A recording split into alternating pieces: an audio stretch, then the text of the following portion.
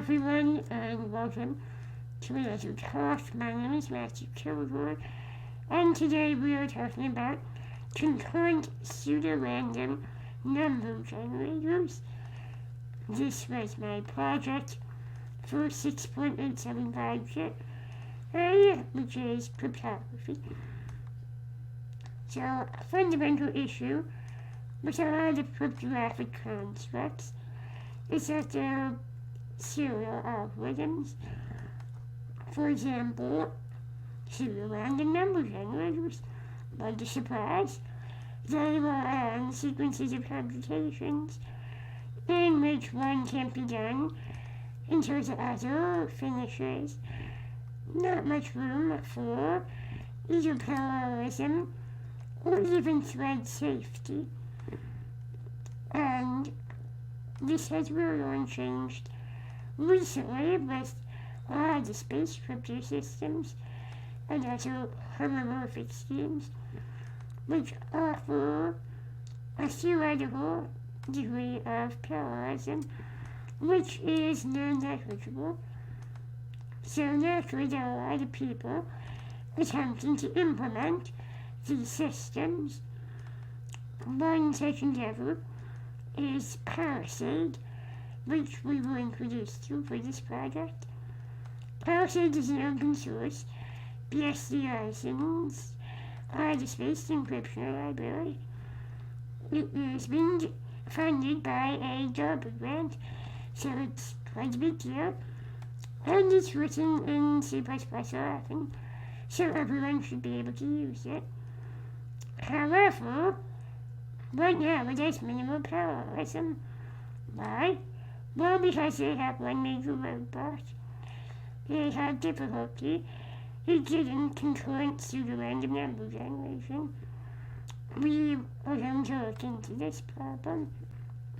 The method that we ultimately used was brought to our attention by, of all things, a Stack Overflow post. Namely, we can use a thread local keyword to ensure that each thread has its own separate pseudo-random number generator. Now, this isn't a good requirement from a memory standpoint. We don't really store a lot of copies. Moreover, if we are careful, we can cause some pretty nasty memory leaks.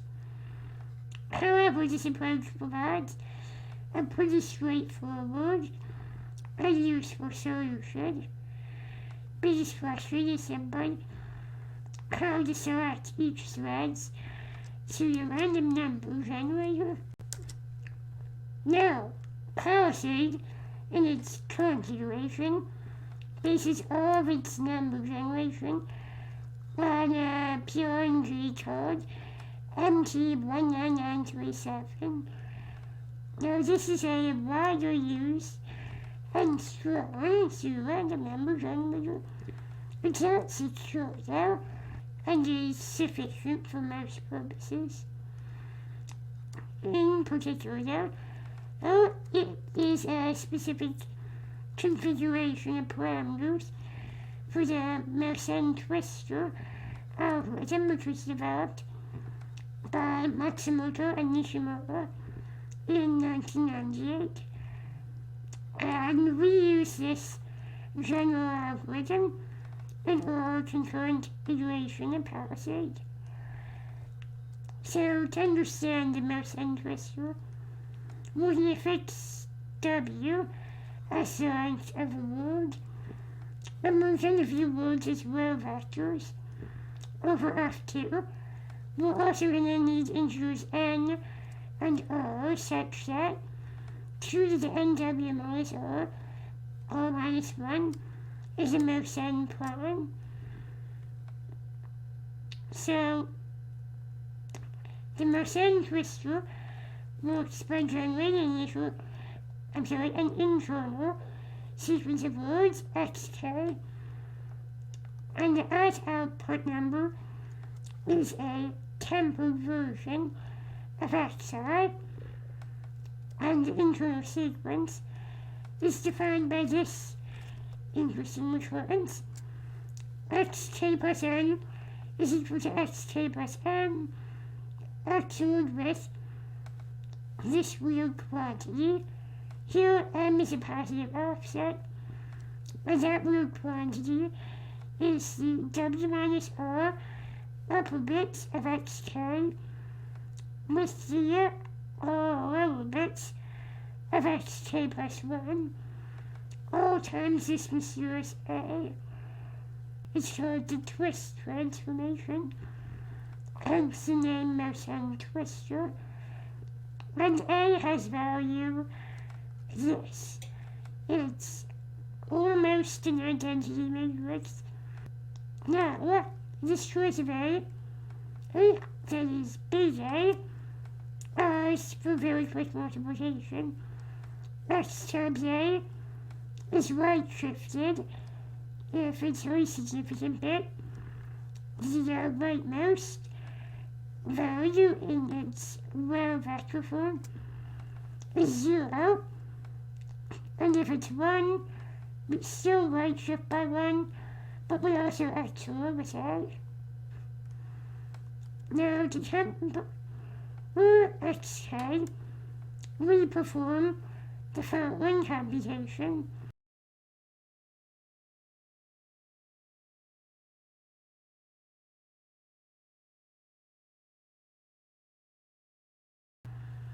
So here, the newly increased variables, or 7 of them, are as follows: B, C, D are temporal bit masks. U, S, T, and L are called temporal bit shifts.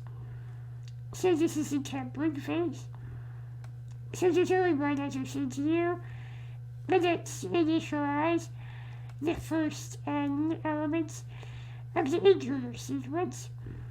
To do that, we take x0 as the seed and compute xi equal to f times xi minus 1, xi with xi minus 1, right shifted by w minus 2, and then added to I.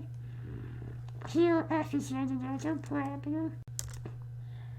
So, now that we are familiar with the general Mersenne algorithm, we can use the parameters for MT19937.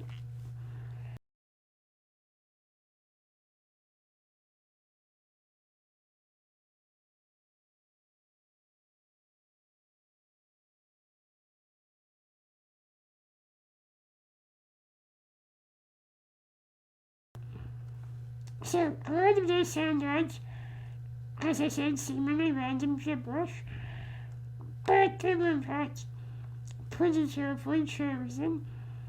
That's because of this matrix. Every Mersenne twister is associated with the NW minus R by NW minus R matrix B.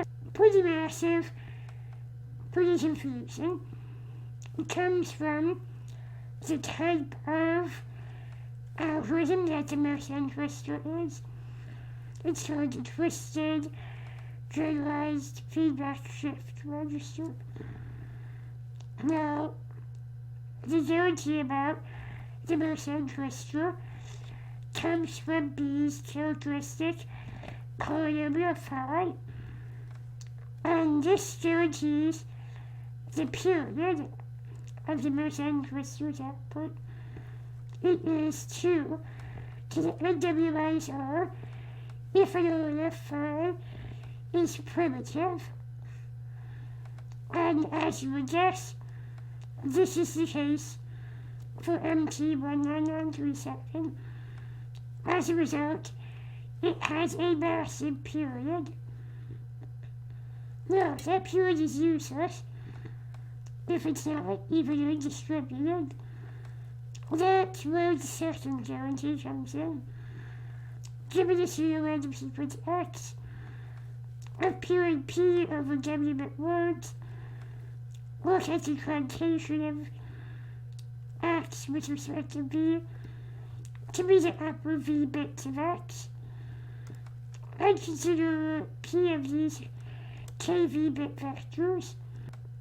If these are equally distributed over all possible bit values, with the exception of the R0 one, which appears one to us, the reset XK is K distributed to V-bit accuracy. So, in other words, it appears relatively evenly distributed, like a random number generator should. Well, surprise, surprise, MT19937 is pretty good at this. Now, if you're wondering what the greatest determinant of K distributed is, then it is in fact the temporal parameters. That's where all those seemingly gibberish numbers came from to achieve this result. And in fact, in their paper they showed it's relatively easy to optimize those parameters. Now, Matsumoto and Nishimura knew about parallel Monte-Carlo simulations and wanted to find a way to use Mersenne crystal in a distributed environment. They came up with a system called the dynamic creator. Sounds impressive, right? And it was based on this hypothesis. Two Mersenne crystals should produce independent streams of numbers if their characteristic polynomials are relatively prime. So, they can transform this idea into a sandwich on input W and the Mersenne prime to the NW minus 1 when given the 16-bit identifier ID does as follows. First, we set M to be n over 2, unless n is really small, then we just decide to be n minus 1. Next, we set the lower 16 bits of A to the identifier. Third, we pick a random word to fill out the rest of A.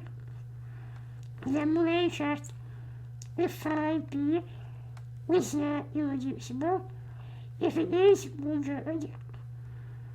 Finally, we're going to set D to be all ones, because really, no one ever uses D. And then we're going to try to optimize the tempering parameters.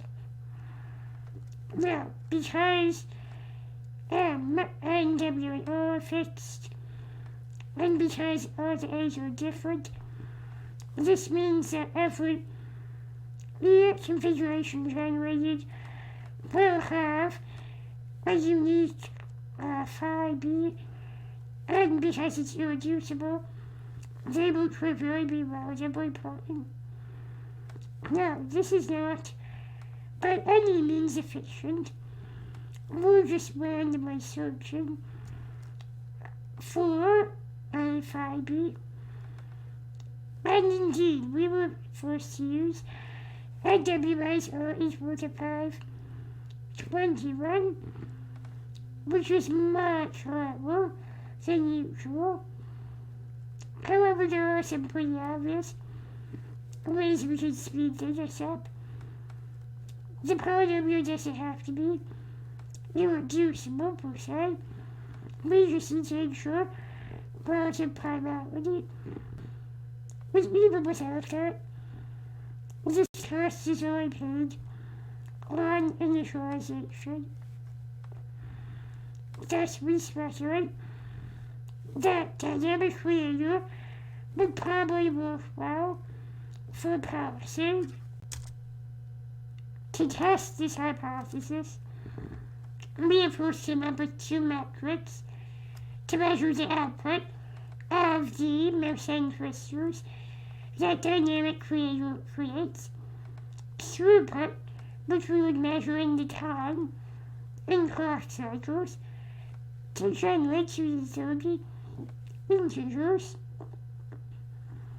and apparent randomness of output, which we would measure by running the die-harder battery of randomness tests on the aforementioned 2 to the 30 integers. There are also 3 natural benchmarks to compare this to: the current system already in Palisade, the globally lost version of the Palisade code, and thread over instances of MT19937 with different seeds. So the throughput results were as follows: serial took time 62 million clock cycles, clock took time 1.5 billion, the thread over MT19937s took about 90 million, and the dynamic creator took a horrifying 9.3 billion clock cycles. So yeah, that's a pretty big strike against the dynamic creator. Sorry on the that much. It's just not acceptable. However, that being said, we believe a fair amount of the slowdown is due to the implementation of it that we used. Matsumoto and Nishimura have an implementation up on their website, and it's pretty ancient code. It compiles, but for reference, their code uses an internal instance of MT19937, and it was similarly so. So we do believe with some careful examination we can improve this. And yes, we will be looking into this in the future.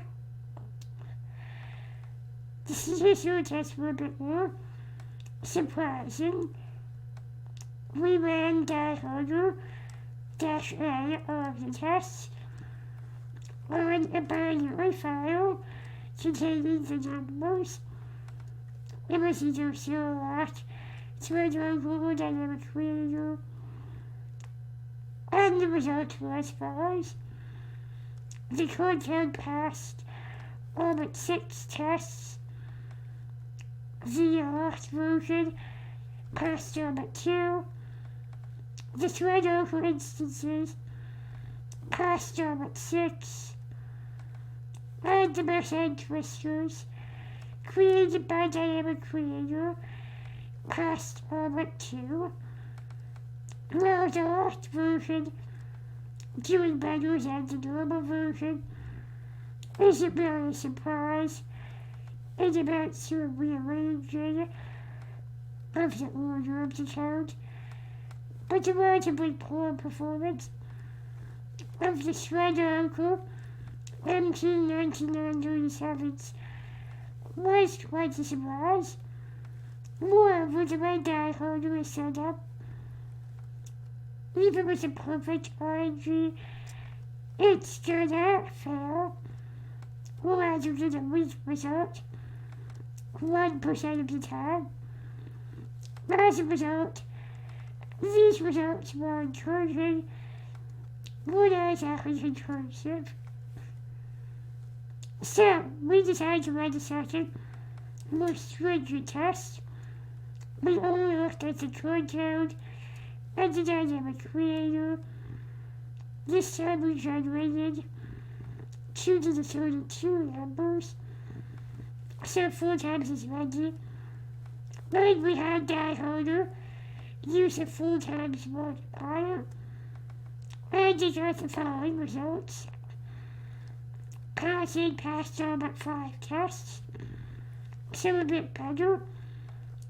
However, 2 of the weak results were also weak in the first test, so it might genuinely be weak here. Dynamic radio passed all but 3, so all the worse. However, there were different tests from before, which indicates the results were possibly false. So as a result, we do believe dynamic radio is an empirical improvement over the current code in terms of output quality. So with that, here's everything we referenced. If you have any questions, please ask.